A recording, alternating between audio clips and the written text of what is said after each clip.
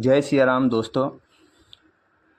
एक संशय दूर करने के लिए यह रिकॉर्डिंग हम कर रहे हैं कि यदि निवास नरक जैसी हालत में हो जाए तो क्या करें। इस चौपाई में भी विभीषण जी के माध्यम से तुलसीदास जी कहते हैं, बारु भल बास नरक कर ताता, दुष्ट संग जन देई विधाता। भले ही नरक का बास मिल जाए पर दुष्ट का संग ना मिले, ऐसा विभीषण जी कहते हैं। आगे कहते हैं, अब पद देख कुशल रघुराया, जौ तुम कीन्ह जान जनताया। अब आपके चरणार बिंदों को देखकर हे प्रभु, अब हम कुशल से हैं, लेकिन दुष्टों के बीच में फंस गए तो अब कैसे रहे और विभीषण जी ने कैसे निर्वाह किया, इसका उत्तर उन्होंने आगे दिया है। रामचरितमानस को समझने के लिए पूरे दृष्टांत को भी समझना चाहिए। विभीषण जी कहते हैं, तब लगी कुशल न जीव कहूँ, सपने हूँ मन विश्राम, जब लगी भजत न राम कहूँ, शोक धाम तज काम। जीव को कहीं भी कुशलता नहीं है, कहीं भी आनंद नहीं है, सपने में भी आनंद नहीं है, जब तक कि वह शोक को बढ़ाने वाली काम वासनाओं को त्याग कर श्री राम को नहीं भजता है। आगे कहते हैं, तब लगी हृदय बसत खल नाना, लोभ मोह मच्छर मदमाना, जब लगी उर न बसत रघुनाथा, धरे चाप सायक कटिभा था। आगे कहते हैं, लोभ मोह मत्सर माया, संसार के तरह तरह के दुख देने वाली चीज़ें जो हैं, जब तक हृदय में बसती हैं तब तक दुख है।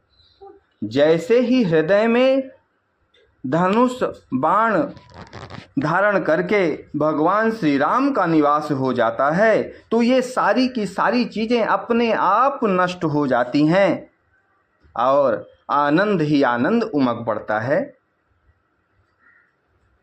ममता तरुण तमी अधियारी, राग द्वेष उलूक सुखकारी, तब लगी बसत जीव मन माही, जब लगी प्रभु प्रताप रवि नाही।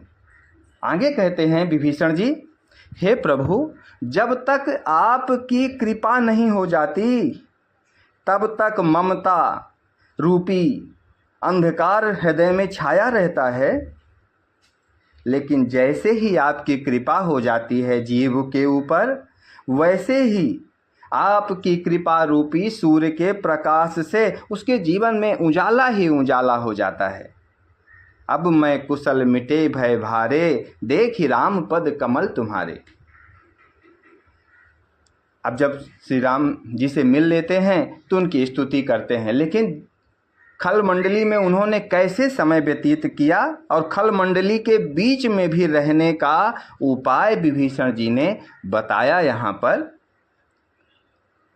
यह रणनीतिक भी है।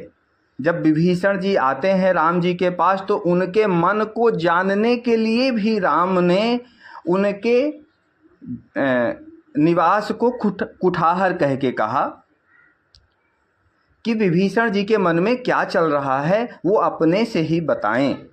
विभीषण ने स्वयं को कहा कि मैं तो निश्चर कुल में जन्म लिया, हे प्रभु आपकी कृपा हुई जो मुझे आपके दर्शन मिल गए।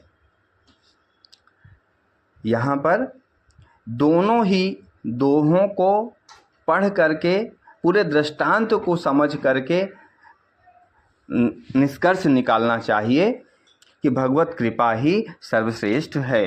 भगवत कृपा प्राप्त नहीं कर पाए तो किसी भी जगह पर रहेंगे तो वह सुखदायी नहीं होगा। तब लगी कुशल न जीव कहूँ, कहीं भी जीव कुशल नहीं है, सपने में भी विश्राम नहीं है, जब लगी भजत न राम कहूँ, जब तक कि वो राम को नहीं भजता है। ऐसा विभीषण जी ने श्री राम जी के सामने कहा। ऐसा उनके कहने पर भगवान श्री राम समझ गए कि ये तो सबके सामने प्रकट हो गया। श्री राम तो अंतर्यामी है, वो तो जानते ही हैं। बाकी उनके सभासदों के सामने भी प्रकट हो गया कि ये श्री राम के अनन्य भक्त हैं। उन्हें ना तो निश्चर कुल में जन्म लेने का क्षोभ है, निश्चर कुल में जन्म लेने को वो स्वीकार तो करते हैं, लेकिन उससे आगे भगवान श्री राम की भक्ति को उन्होंने हृदय में धारण किया है, यह बात सिद्ध होती है। हरि ओम। जय सिया राम। भगवान श्री राम का स्मरण ही सारे सुखों की मूल में विराजमान है। जय सिया राम। आगे फिर कभी चर्चा होगी।